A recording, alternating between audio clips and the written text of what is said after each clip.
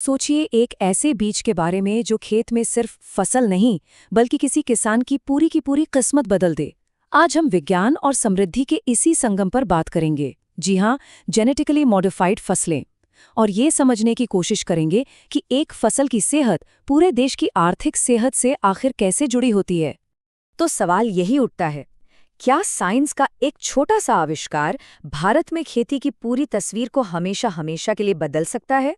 आज हम इसी असाधारण तकनीक के वादों और इससे जुड़ी चेतावनियों दोनों की ही पड़ताल करेंगे। तो हमारा ये सफर शुरू होगा विज्ञान की गहराइयों से। फिर हम भारत के पहले जीएम एक्सपेरिमेंट यानी बीटी कॉटन के उतार चढ़ाव वाले सफर को देखेंगे।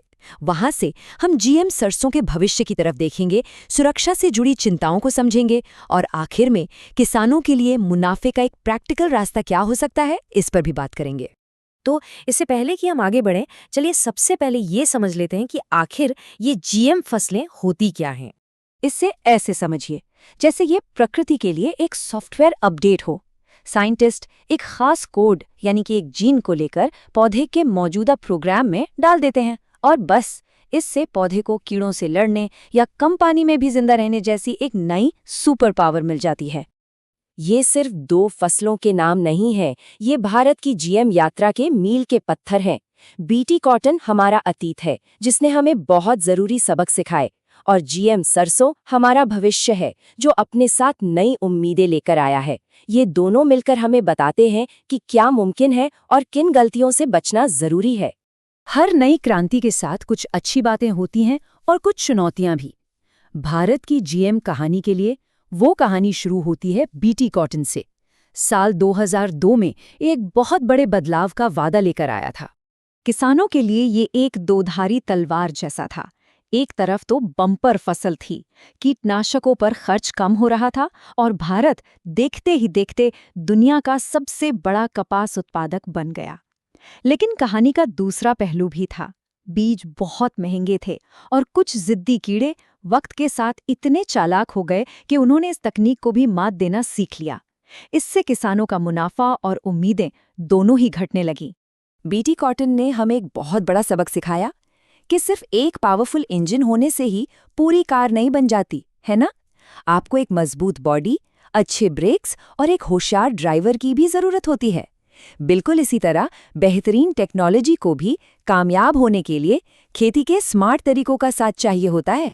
तो हमने अतीत से जो सीखा वो हमें भारत की अगली बड़ी जीएम उम्मीद यानी जीएम सरसों के बारे में क्या बताता है।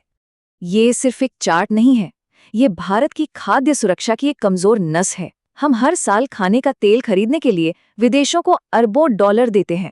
सोचिए, ये वो पैसा है जो हमारे अपने किसानों की जेब में जा सकता था, और यहीं पे जीएम सरसों एक गेम चेंजर साबित हो सकता है।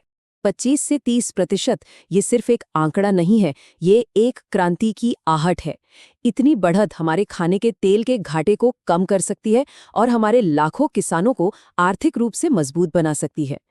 तो एक किसान के लिए इसका सीधा सा मतलब क्या है? इसका मतलब है हर एकड़ जमीन से ज्यादा पैदावार, हाइब्रिड बीज बनाने का एक आसान और सस्ता तरीका, और दिन के आखिर में मतलब जेब में ज्यादा पैसा। ये सीधा सरल गणित है। ठीक है, ये सब सुनने में तो बहुत ही अच्छा लगता है, लेकिन अब उस सवाल पर आते हैं जो शायद सबके मन में है, क्या ये सुरक्षित है? जब हम प्रकृति के कोड के साथ कुछ बदलाव कर रहे हैं तो हमें कितना फिक्रमंद होना चाहिए? ये समझना बहुत जरूरी है कि ये कोई रेस नहीं है, बल्कि एक मैराथन है। हर एक जीएम फसल को हमारे खेतों तक पहुंचने से पहले सालों तक कठोर वैज्ञानिक जांच की कसौटी पर खरा उतरना पड़ता है। सुरक्षा हमेशा पहली प्राथमिकता होती है। जीएम सरसों में इस्तेमाल होने वाली बार्नेज बारस्टार टेक्नोलॉजी कोई नई चीज नहीं है।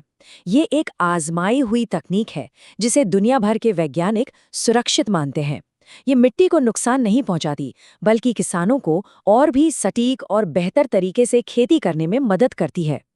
तो अब जब हमने विज्ञान और सुरक्षा की बात कर ली है, तो चलिए इसे थोड़ा और प्रैक्टिकल बनाते हैं। क्योंकि देखिए, एक अच्छा बीज मिलना तो सिर्फ एक शुरुआत है। असली कामयाबी तो इस बात पर निर्भर करती है कि किसान उस बीज का इस्तेमाल कैसे करते हैं। इसे मुनाफे के 3 सूत्रीय मंत्र की तरह सोच सकते हैं। पहला, स्मार्ट खरीदें। लागत कम रखने के लिए बीज हमेशा भरोसेमंद सरकारी या अधिकृत जगहों से ही खरीदें। दूसरा, स्मार्ट बेचें। सिर्फ कच्ची सरसों क्यों बेचें? उसका तेल निकालकर अपनी ब्रांडिंग के साथ बेचें और मुनाफे को दोगुना करें। और तीसरा, स्मार्ट खेती करें। बेहतरीन नतीजों के लिए जीएम बीजों को ड्रिप सिंचाई और सॉइल टेस्टिंग जैसी मॉडर्न तकनीकों के साथ इस्तेमाल करें।